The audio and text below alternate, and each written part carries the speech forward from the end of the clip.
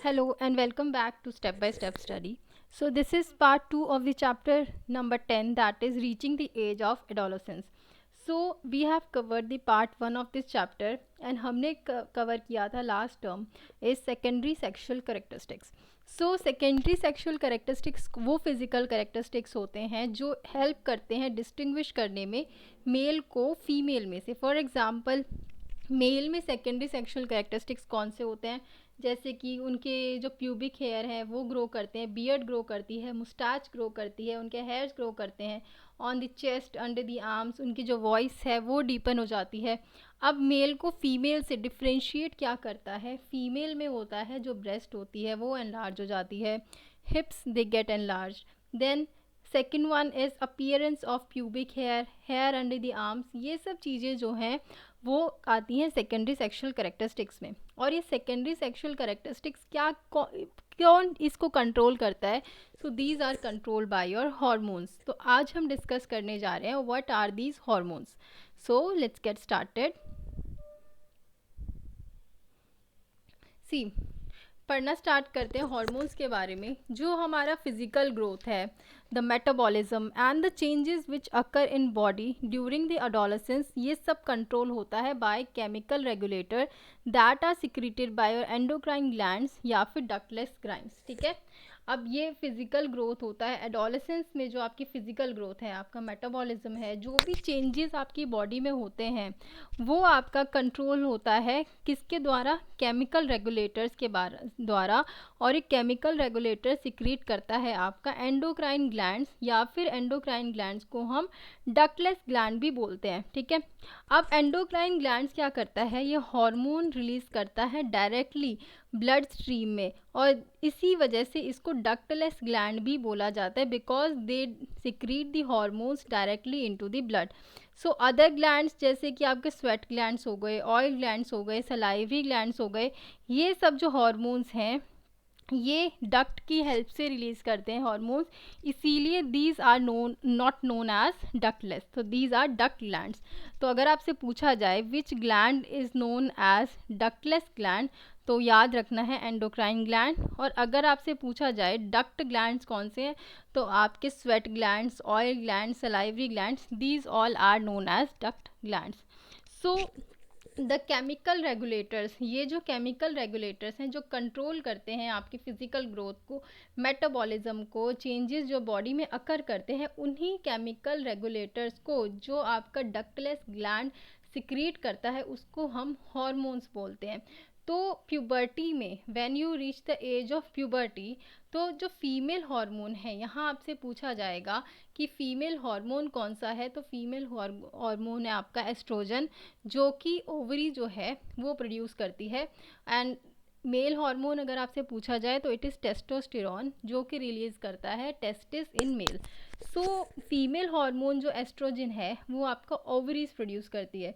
तो ये female hormone oestrogen ये किस काम आता है, it helps in developing the breast and other secondary female sexual characteristics. ठीक है. Then we have milk secreting glands, या फिर हम इसको मेमरी ग्लैंड भी बोलते हैं. ये हमारे जो बॉडी में ब्रेस्ट के अंदर डेवलप होते हैं. So the production of the milk is under the control of another endocrine gland, जिसको हम बोलते हैं पिट्यूटरी ग्लैंड. तो यहाँ पर आपको क्या याद रखना है कि जो आपका प्रोडक्शन ऑफ मिल्क है फीमेल बॉडी में, प्रोडक्शन ऑफ मिल्क, सो ये कौन से ग्लैंड के द्वारा जो है कंट्रोल होता है. सो एक और जो डक्टलेस ग्लैंड है आपका, जिसको हम, एक और एंडोक्राइन ग्लैंड है जिसको हम बोलते हैं pituitary gland, PITUITARYGLAND. So it is controlled bye pituitary glands. So male hormone जो है टेस्टोस्टेरॉन, ये क्या, जो मेल हार्मोन है इसको कौन रिलीज करता है, so the male hormone testosterone it is released by testis in mails. ठीक है. और ये क्या हेल्प करता है, ये हेल्प करता है सेकेंडरी सेक्सुअल कैरेक्टरिस्टिक्स डेवलप करने में इन बॉयज़. सो आई होप ये क्लियर है आपको. क्या क्या याद रखना है कि फीमेल हार्मोन कौन सा होता है जो आपके सेकेंडरी सेक्सुअल कैरेक्टरिस्टिक्स को डेवलप करने में हेल्प करता है। तो फीमेल हार्मोन है आपका एस्ट्रोजन, जो कि प्रोड्यूस होता है ओवरीज के द्वारा। देन मेल सिक्रीटिंग ग्लैंड्स या फिर जो मेमोरी ग्लैंड्स होते हैं, ये कहाँ पर होते हैं, they develop inside the breast. और क्या काम होता है इनका, production of milk under the control of another endocrine gland, जो कि होता है पिट्यूटरी ग्लैंड, जो उसको कंट्रोल करता है। देन जो आपका मेल हार्मोन है ये कौन सा होता है, मेल हार्मोन है आपका टेस्टोस्टेरॉन। एंड रिलीज क्या करता है, किसके द्वारा रिलीज होता है, it is released by testis in males. So अब हम डिस्कस करते हैं कि role of hormones in initiating the reproductive function, कि हमारे हॉर्मोन्स का क्या रोल है रिप्रोडक्टिव फंक्शन को इनिशिएट करने में। अब जो मैमल्स हैं उसमें जो आपके सिक्रीशन ऑफ हॉर्मोन्स है, it is under the control of pituitary gland that is located at the base of the brain. ये आपके बेस ऑफ द ब्रेन में होता है located pituitary gland. So these hormones reach the other glands to stimulate the production of other hormones। अब ये नहीं है कि ये क्या करता है, ये जो आपके hormones हैं ये दूसरे glands के पास जाते हैं और stimulate करते हैं अलग और भी ज़्यादा hormones की production। सो यहाँ पर आपको क्या याद रखना है कि क्या होता है, हॉर्मोन्स जो है आपके जो एंडोक्राइन ग्लैंड रिलीज़ करते हैं, एंडोक्राइन ग्लैंड्स आपके डक्टलेस ग्लैंड्स हैं, ये क्या होता है, ये हार्मोन रिलीज़ करते हैं और एंटर करते हैं ब्लड स्ट्रीम के अंदर। ठीक है, जैसे ही ब्लड स्ट्रीम के अंदर ये एंटर हुए, ये जो ब्लड है आपका ये स्पेसिफिक बॉडी पार्ट्स जैसे कि ऑर्गन्स हो गए, टिश्यूज़ हो गए, सेल्स हो गए, उसके पास आपका ब्लड जो है ये हार्मोन्स को लेके जाता है। या फिर हम इसको कह सकते हैं कि ये जो बॉडी पार्ट्स हैं इनको हम टारगेट साइट भी बोल सकते हैं, उनके पास उसको लेके जाते हैं। उसके बाद में जो आपकी टारगेट साइट है, कोई भी बॉडी पार्ट जो होता है वो रिस्पॉन्ड करता है इस हार्मोन को। सो अगर आपसे पूछा जाए कि आपकी जो प्यूबर्टी है, प्यूबर्टी कौन कंट्रोल करता है, it is control by the hormones. Then अगर आपसे पूछा जाए secondary male and female sexual characteristics, ये कौन कंट्रोल करता है, it is controlled by your hormones. Male में सेक्स हार्मोन कौन सा है, अगर ये देखिए मेल का सेक्स हार्मोन है आपका टेस्टोस्टेरॉन सिक्रीटेड बाय टेस्टिस, और फीमेल में सेक्स हार्मोन है आपका estrogen, it is secreted by ovaries, right. बाकी यहाँ पर एक मैंने टेबल बनाई हुई है, तो यहाँ से आपको देखना है क्या कि hormone from pituitary gland stimulate the gonads to release testosterone and estrogen in females. जैसे कि जो हार्मोन पिट्यूटरी ग्लैंड से जो है वो आते हैं, वो क्या करता है आपके गोनाड्स जो होते हैं, गोनाड्स क्या होते हैं, प्राइमरी सेक्स ऑर्गन को हम बोलते हैं गोनाड्स। तो यहाँ मैं लिख देती हूँ कि what are these gonads, these are primary sex organs in male and female। ठीक है, अब आप बोलोगे प्राइमरी सेक्स ऑर्गन्स कौन से, तो मेल गोनाड अगर आपसे पूछा जाए what is male gonad, so testis is male gonad. And अगर फीमेल गोनाड की बात करें, female gonad, so your ovary is female gonad. ठीक है, तो क्या होता है आपका जो पिट्यूटरी ग्लैंड से हार्मोन सिक्रीट होते हैं, ये क्या करता है गोनाड्स को स्टिमुलेट कर देता है ताकि जो टेस्टोस्टेरॉन है वो रिलीज़ करे और फीमेल में एस्ट्रोजन रिलीज़ करे। ठीक है, जब ये टेस्टोस्टेरॉन मेल में से सिक्रीट हो गए और एस्ट्रोजन फीमेल में से सिक्रीट हो गया, उसके बाद ये हार्मोन जो हैं ब्लड स्ट्रीम में रिलीज़ कर दिए जाएंगे और उसी की हेल्प से, ब्लड की हेल्प से टारगेटेड साइट के पास पहुंचेंगे। जब ये टारगेटेड साइट के पास पहुंचे तो ये हार्मोन जो है ये स्टिमुलेट कर देगा बॉडी में चेंजेस को। ठीक है, then stimulates changes in the body. I hope it is clear. आगे चलते हैं, reproductive phase of life in humans. So reproductive phase of life in humans अब हम डिस्कस करते हैं कि एडोलेसेंट्स जो हैं they become capable of reproduction when testis in the boys and ovaries in the girls begin to produce sex cells, जिसको हम gametes बोलते हैं। आपके जो भी एडोलेसेंट्स कब हो जाते हो आप एडोलेसेंट, जब आप एडोलेसेंट होते हो, जब आप कैपेबल हो जाते हो रिप्रोडक्शन के लिए। और अब आप कैपेबल कब होते हो रिप्रोडक्शन के लिए, जब आपके बॉयज़ में टेस्टिस जो है वो अच्छे से डेवलप हो जाते हैं, और गर्ल्स में जो है ओवरीज जो हैं वो एग प्रोड्यूस करने लग जाती हैं, और या फिर टू प्रोड्यूस सेक्स सेल्स, जब ये दोनों चीज़ें टेस्टिस और ओवरीज सेक्स सेल्स जो हैं वो प्रोड्यूस करने लग जाती हैं। अब ये सेक्स सेल्स होते क्या हैं, ये होते हैं गैमीट्स। तो मेल गैमीट को हम बोलते हैं स्पर्म, और फीमेल गैमीट को हम बोलते हैं ओवम, या फिर हम बोलते हैं उसको एग। जब हमारी ओवरीज एग रिलीज करना स्टार्ट कर दें और हमारे टेस्टिस में से स्पर्म निकलना स्टार्ट हो जाए, उसका मतलब है तब हम रिप्रोडक्शन के लिए कैपेबल हैं, तब हम एडोलेसेंट बन गए हैं। We have reach the age of adolescence. ठीक है, अब आपसे बात करी जाएगी कि प्यूबर्टी किस एज में होती है। वुमेन में जो है रिप्रोडक्टिव फेज़, या फिर हम कहें कि कब होता है स्टार्ट, वो हो जाता है प्यूबर्टी में। कब से कब तक, मतलब 10 से 12 साल की जब वुमेन हो जाती है, जब लड़की हो जाती है, तो वो एक प्यूबर्टी की एज को वो कर देती है रीच, और रिप्रोडक्टिव फेज़ उसका स्टार्ट हो जाता है, राइट। और कब तक ये रहता है, 45 से 50 ईयर्स तक ये रहता है, जब तक उसका मेनोपॉज ना हो जाए। इन केस ऑफ मैन में क्या होता है, जो ये रिप्रोडक्टिव फेज़ है ये बिगिन करता है प्यूबर्टी में, मतलब 14 से 15 साल का जब आदमी हो जाता है तब ये प्यूबर्टी का फेज़ चलता है, और जब जब तक चलता है as long as he is producing healthy sperms. So आगे चलते हैं, डिस्कस करते हैं मेंस्ट्रुएशन एंड मेनोपॉज के बारे में। अब गर्ल्स में क्या होता है, जैसे ही प्यूबर्टी आएगी उसकी, गर्ल्स अपनी प्यूबर्टी रीच करती हैं तो ओवरीज जो हैं वो एग स्टार्ट कर देती हैं रिलीज़ करना। ठीक है, अब ये दो ओवरीज जो हैं, तो ये दो एग्स जो आपकी दो ओवरीज हैं, ये क्या कहाँ पर सिचुएटेड होती हैं, ये होती हैं आपकी एब्डोमिनल कैविटी पे सिचुएटेड। अब क्या होगा, ये हर महीने एक मैच्योर एग, या फिर हम कहें मैच्योर ओवम रिलीज़ करेगी हर महीने, मतलब after every 4 weeks it will release one mature ovum। ठीक है, the process in which mature ovum is released from ovary is known as ovulation। जिस प्रोसेस से एक mature ovum रिलीज होता है ओवरी से, उसको हम बोलते हैं प्रोसेस को ओव्यूलेशन। अब इस प्रोसेस में क्या होता है, जब भी हमारा ये टाइम होता है ओव्यूलेशन का, ड्यूरिंग दिस पीरियड जो हमारी यूट्रस की वॉल है वो थिक हो जाती है, and this is a natural preparation to receive the fertilized egg if so occurs। अब ये क्या होता है, हर महीने जब भी ये एग रिलीज करता है हमारी ओवरीज, उस टाइम यूट्रस की वॉल थिक हो जाती है, और वो क्या करती है, वो प्रिपेयर करती है अपने आप को कि एक फर्टिलाइज एग जो है वो उसके पास आएगा। फर्टिलाइजेशन आपको पता ही है, जो आपका मेल और फीमेल गैमीट जो आपस में फर्टिलाइज करते हैं टू प्रोड्यूस एन एग। ठीक है, तो उसको लगता है कि हाँ हर महीने की एक फर्टिलाइज एग आएगा, वो जो है प्लांट हो जाएगा यूट्रस की वॉल पे, और उसके बाद में वो वहाँ ग्रो करेगा एज अ बेबी।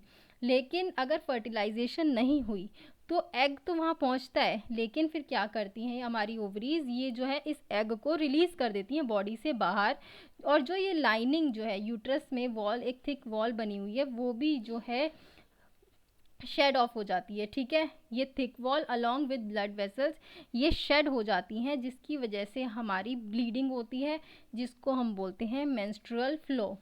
अब ब्लीडिंग जो है विमेन में ये क्या होती है, it's a break down of thickened inner wall of uterus and blood vessels. तो ब्लीडिंग होती है ये, and this process is known as menstruation. तो मेंस्ट्रुअल फ्लो कितना टाइम लास्ट करता है, it last for 4 to 7 days. And menstruation occur कब करती है, 28 से 30 दिन में ये जो है मेंस्ट्रुएशन अकर करती है, आफ्टर एवरी 28 to 30 डेज।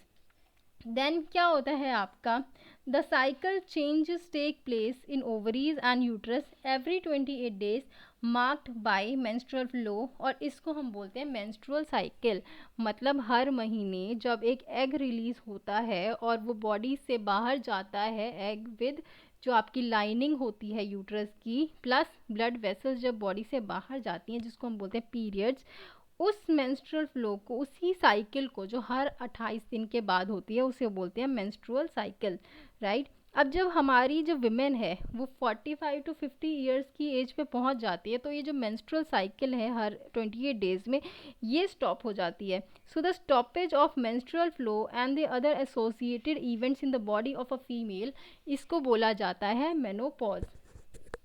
तो मेंस्ट्रुअल साइकिल जो है उसमें क्या क्या होता है, व्हाट इट इंक्लूड्स, पहला होता है इसमें क्या, मैचुरेशन ऑफ एग, फिर होता है मेंस्ट्रुअल साइकिल में release of an egg from ovaries.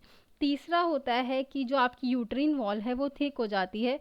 और चौथा हो जाता है कि ये break down of this thick wall of the uterus if pregnancy does not occur. अगर प्रेगनेंसी नहीं हुई तो ये थिकेंड वॉल जो है यूट्रस के वहाँ से ये ब्रेक डाउन होकर रिलीज कर जाती है यूट्रस में से। ऑल राइट,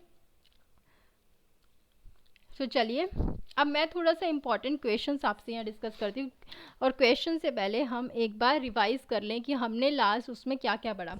देखिए, जो फिजिकल फीचर हेल्प करते हैं मेल को फीमेल से डिस्टिंग्विश करने में उसको क्या बोलते हैं, उसको हम बोलते हैं सेकेंडरी सेक्सुअल कैरेक्टरिस्टिक्स। अब मेल्स में सेकेंडरी सेक्सुअल कैरेक्टरिस्टिक्स क्या होते हैं आपके, प्यूबिक हेयर का बढ़ जाना, बियर्ड का बढ़ जाना, मुस्टाच का बढ़ जाना, चेस्ट में हेयर आ जाना, अंडर आर्म्स में हेयर आ जाना, डीपनिंग ऑफ वॉइस।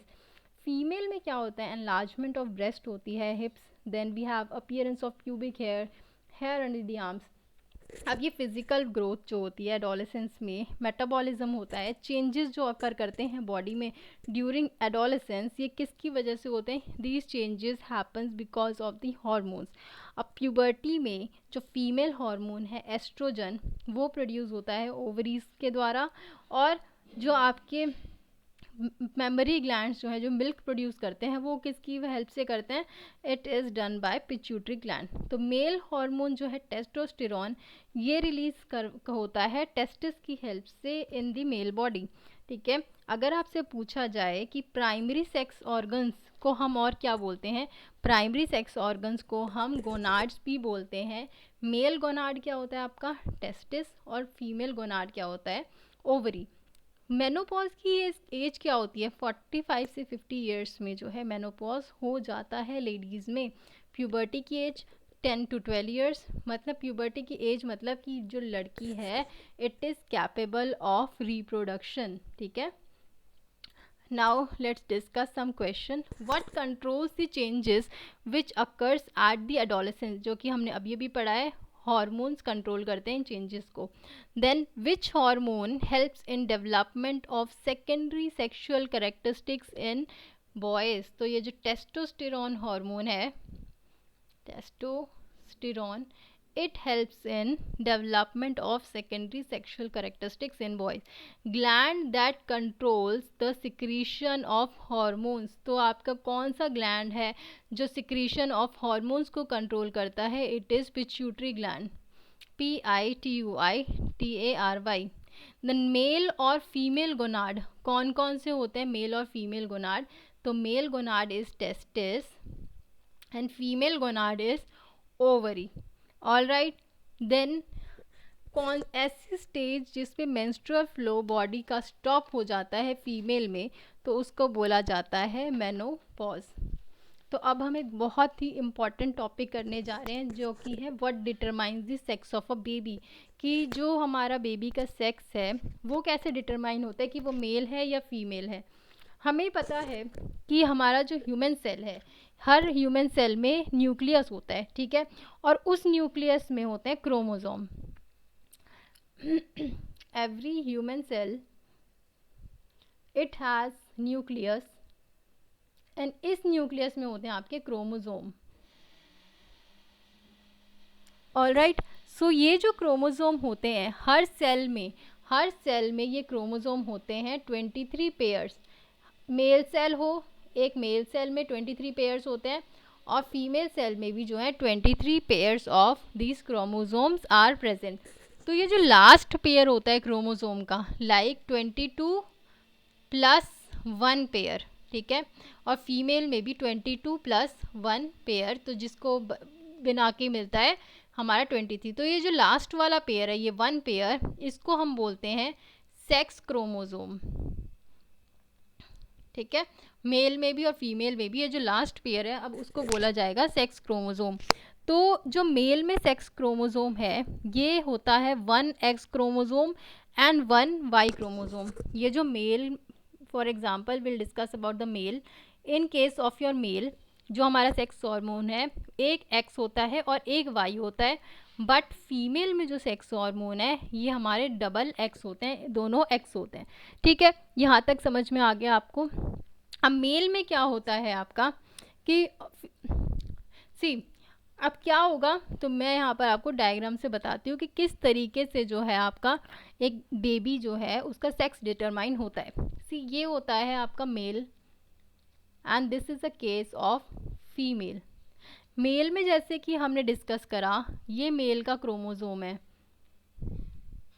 और ये है आपका फीमेल का क्रोमोसोम। ठीक है, मेल का क्रोमोसोम एक्स और वाई है, फीमेल का क्रोमोसोम है एक्स और एक्स। ठीक है, क्या होता है आगे, गैमीट्स जो होते हैं, जो स्पर्म्स होते हैं, एक तो स्पर्म है आपका एक्स वाला और एक स्पर्म है आपका वाई वाला। सिमिलरली जो फीमेल है उसके जो दोनों एग्स हैं वो होते हैं एक्स और एक्स वाले। जब आपस में इनकी फर्टिलाइजेशन होती है, ठीक है, जैसे ही फर्टिलाइजेशन होगी तो क्या होगा आपका कि जाइगोट बनता है। हमें पता है जब फर्टिलाइजेशन होगी तो जाइगोट बनेगा। अगर इस एक्स के साथ ये वाला एक्स फर्टिलाइज कर गया तो हमारा बन जाएगा एक्स एक्स, और इस वाई के साथ ये वाला एक्स अगर फर्टिलाइज कर गया तो बन जाएगा एक्स वाई। अगर एक्स एक्स बनता है तो इट मीन्स लड़की पैदा होगी, और अगर एक्स वाई फर्टिलाइज करता है that means boy will be born. समझ आ गया। अब क्या होगा आपका कि अगर आपसे पूछा जाए कि बेबी का सेक्स जो है कि वो मेल है या फीमेल है, ये कौन वो करता है, ये कौन वो आपका डिसाइड करता है, तो ये जो मेल पार्टनर है आपके मेल पार्टनर के ऊपर डिपेंड करेगा कि वो लड़की पैदा होगी या लड़का पैदा होगा, बिकॉज फीमेल पार्टनर में दोनों क्रोमोसोम एक्स हैं। ठीक है, अब ये मेल पार्टनर के ऊपर है कि अगर उसका एक्स क्रोमोसोम आपके साथ फर्टिलाइज कर गया तो बेबी गर्ल पैदा होगी, अगर वाई क्रोमोसोम फर्टिलाइज कर गया तो जो है बेबी बॉय पैदा होगा। तो इसमें लेडी की कोई गलती नहीं होती कि उसने लड़की पैदा कर दी या फिर लड़का पैदा कर दिया। सारी गलती, मैं नहीं कहूँगी गलती, कि जो ये रिस्पॉन्सिबल हैं इस लड़की या लड़के के बर्थ के लिए वो है आपका male partner responsible. All right, चलिए अब यहाँ पर मैंने एक टेबल बनाई है जिसमें सबसे पहले मैंने एग लिखा है, ये है आपका sperm and this is fertilize egg. When x जो है ये स्पर्म के साथ एक्स स्पर्म के साथ फर्टिलाइज हो जाता है तो क्या बनाता है आपका x x, that means female या फिर गर्ल। जब आपका एक्स एग आपके वाई स्पर्म के साथ फर्टिलाइज होता है तो बनाता है एक्स वाई जो कि होता है मेल या फिर boy. All right, I hope आपको ये समझ में आ गया है। So this is all for today. I hope you will like this session, and if you like the session kindly नीचे एक like बटन है उसको प्रेस करो ताकि मुझे पता चले कि मेरी टीचिंग कैसी है। अभी फ़िलहाल बहुत बच्चों तक ये चैनल नहीं पहुंचा है, बहुत बच्चों तक ये नहीं पहुंचा है कि मैं एनसीईआरटी करा रही हूँ, तो आई एम श्योर मैं जल्दी से शेयर करूँगी। अगर जो बच्चा इसको पढ़ता है काइंडली वो शेयर भी करे आगे ताकि लोगों की हेल्प हो सके। ऑल राइट, आपको एनसीईआरटी पढ़ने की कोई भी रिक्वायरमेंट नहीं है, बिकॉज मैं अपनी तरफ से 200% आपको सिलेबस कवर करा देती हूँ, जिसमें आपको इधर उधर कहीं पढ़ने की ज़रूरत नहीं है। अगर कॉम्पिटिटिव एग्ज़ाम में आप सिर्फ ये वीडियोस देख के चले जाएं वो भी मोर देन इनफ है आप लोगों के लिए इस चैप्टर को समझने के लिए। जहाँ एक्स्ट्रा एक्सप्लेनेशन की ज़रूरत है मैं आगे डायग्राम्स के थ्रू भी आपको समझाऊंगी, बट यहाँ पर आपको सिर्फ क्या करना है, वीडियोस देखनी है और जानना है। ठीक है, इतनी ही बहुत है आपका कॉम्पिटिटिव की तैयारी करने के लिए। So till then take care, stay home and stay safe. बहुत ज़्यादा कोविड फैला हुआ है तो काइंडली अपने घर में ही रहें, और अगर बाहर निकलना होता है तो डबल मास्क लगाएं, पूरी प्रिकॉशंस लें। All right, so take care of your self and your family also.